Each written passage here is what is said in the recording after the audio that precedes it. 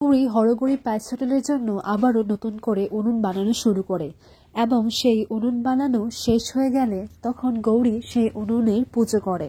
এইদিকে সৌরভী আর শ্রীতমাও তার পাশেই বসেছিল। এরপর দেখা যায় উনুন বানানো সেরে গৌরী ভোলানাথের পুজো করে। গৌরী ভোলানাথের কাছে প্রার্থনা করে বলে, ভোলানাথ, তুমি আমার কাছে আমার রুদ্রকে ফিরিয়ে দিয়েছো, আর আমার ভরসা যে তুমি আমার হারানো সবকিছু ফিরিয়ে দেবে, আর কখনোই আমি কিছু হারাবো না।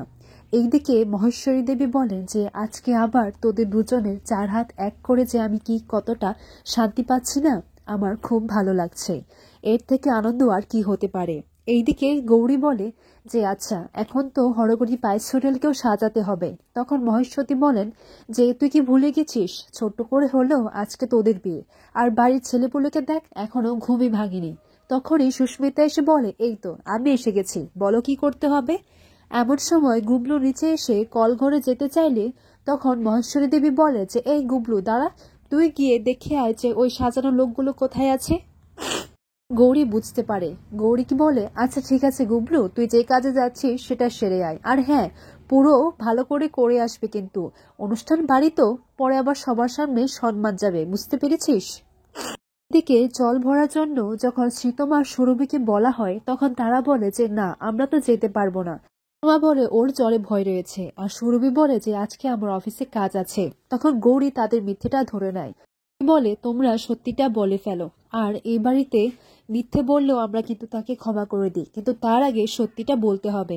এরপর শ্রীতমা সুরভি তাদের মিথ্যের পরিচয়টা সবার সামনে বলে যে আমরা বিবাহিতা নই, থেকে জোর করে বিয়ে দিতে চাইছিল, তাই আমরা এটা করতে বাধ্য হয়েছি। জন্যই মহেশ্বরী দেবীর কাছে ক্ষমা চাই। তখন মহেশ্বরী দেবী বলেন, এটার জন্য তো কখনোই ক্ষমা করব না, কিন্তু আজকে অনুষ্ঠান বাড়ি, তাই তোমাদেরকে আমি আর বাড়ি থেকে বার করছি না। গৌরী বলে, ওরা যখন নিজের ভুলটা স্বীকার করেছে তাহলে ক্ষমা করে দাও না, আর ওরা তো বিপদে পড়ে এই মিথ্যেটা বলেছে, তাই না মহেশমতি। এরপর এইদিকে শিউলি এসে বলে যে মামি, আমি তৈরি হয়ে গেছি, আসলে আমি তো ভোরে উঠে গিয়েছিলাম, আর রাতের বেলা ঘুমোতে ঘুমোতে না ক্লান্ত হয়ে গেছি, তাই একটু চোখ বুজে বিশ্রাম নিচ্ছিলাম। তখন মহেশ্বরী দেবী বলেন যে তুমি আর কখন বদলাবে বলো তো। আর কাণ্ডজ্ঞান হলো না। সবাই শিউলির দিকে তাকিয়ে হাসতে লাগে। শিউলি বলে, কি হয়েছে। তখন মহেশ্বরী দেবী বলেন, তুমি আবারও নাইটির উপর শাড়ি জড়িয়ে চলে এলে। এরপরে দেখা যায় সবাই গায়ে হলুদের তত্ত্ব নিয়ে গায়ে হলুদের জন্য বসে আছে। এদিকে রুদ্র বলে, গৌরীর যখন বাইরে গায়ে হলুদ হবে আমি ভেতরে করব না। পর তারা ডিসাইড করে দুজনের গায়ে হলুদ একসাথেই হবে। এরপর রুদ্র নিচে থেকে চলে আসে, বলে যে আমি চলে এলাম, কাউকে আর যেতে হবে না।